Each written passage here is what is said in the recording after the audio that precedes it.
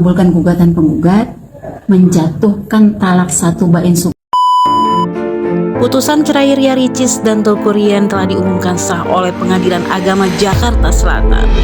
Kini pasangan yang menikah pada November 2021 silam tersebut sudah resmi bercerai.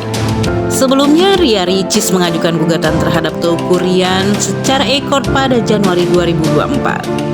Sidang pertama pun sudah digelar pada bulan Februari, di mana Ria Ricis dan Teuku Ryan datang untuk mediasi namun gagal karena tidak ada kesepakatan untuk rujuk kembali.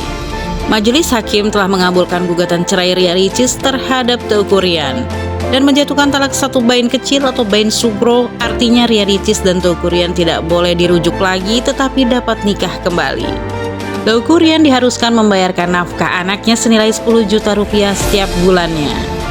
Biaya nafkah tersebut berdasarkan amar putusan cerainya dari Ria Ricis di Pengadilan Agama Jakarta Selatan Kamis 2 bulan Mei 2024 kemarin.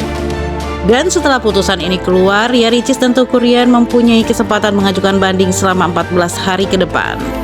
Kalau selama 14 hari itu digunakan oleh para pihak untuk upaya hukum, silahkan. Kalau tidak pun tidak apa-apa, menurut Taslimah Humas Pengadilan Jakarta Selatan pada awak media.